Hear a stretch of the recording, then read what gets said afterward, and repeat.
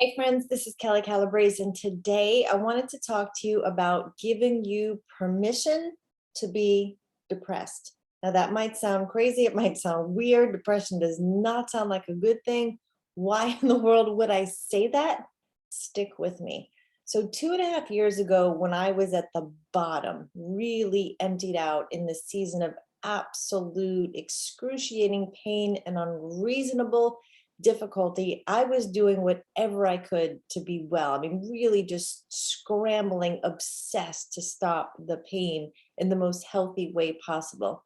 Two of my friends, independently, who I knew, loved, and trusted, recommended that I go see this Christian counselor. I was open to anything. I had to get this pain to stop. So I went. The first session, he did a profile that you take an assessment, and the second session, he gives you the results. So I go back in and he says, Kelly, you have one of the healthiest profiles I've ever seen. You're empathetic, you're sympathetic, you have no psychosis, neurosis. So he went on and on of how, balanced and healthy everything looked. But then he said, Kelly, you're depressed. And it felt like he had just told me I had this, uncurable disease.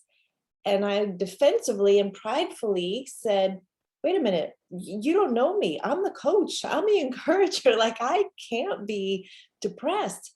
But I left there and I went home and I gave myself permission to be depressed. And I really felt all the feels, all the disappointments, all the unmet expectations, just everything that had crumbled before me.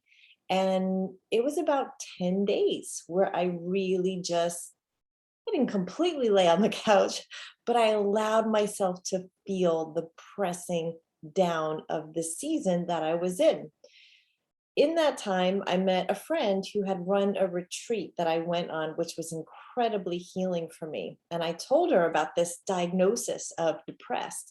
And she said to me, Kelly, that is great news. And I said, okay, how is this great news? And she explained to me the grief cycle, which starts with shock and then you go through never linearly. It's really kind of messy, but there's bitterness and there's anger and there's denial and all these things, and eventually when you start to come on the upswing, there's depression. So that gave me some hope.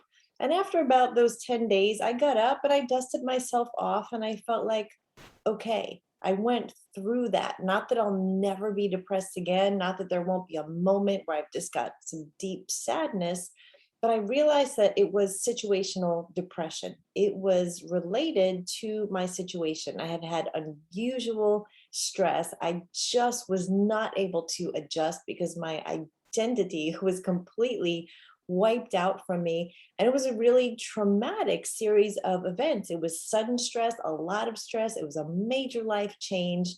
Um, and so I was in this really depressed, sad, tearful, hopeless, poor condition, really, where uh, I wasn't super motivated. I lacked the motivation for the first time in my life. I was really withdrawing, isolating. I felt lonely.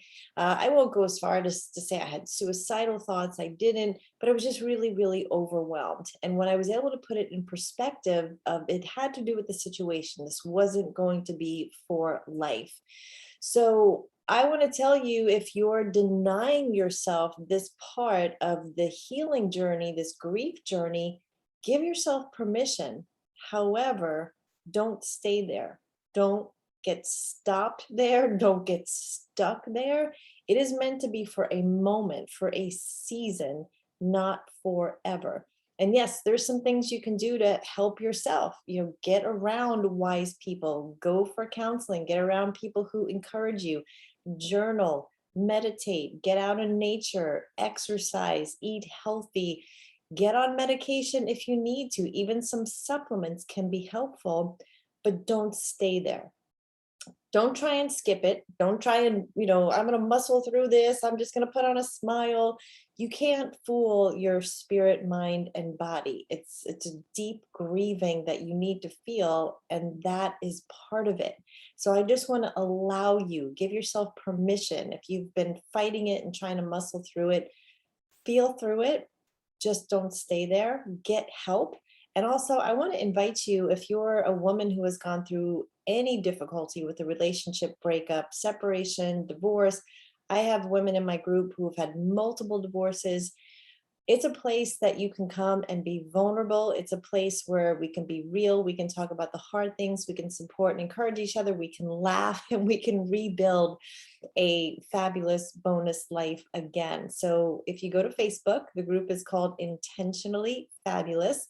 I would love if you joined us. I would love if you invited anyone who needs to be there.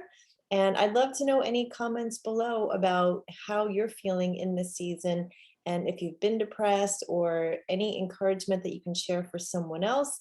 And also let us know about any help that you need. So, love all of you. Go out and have an intentionally fabulous day.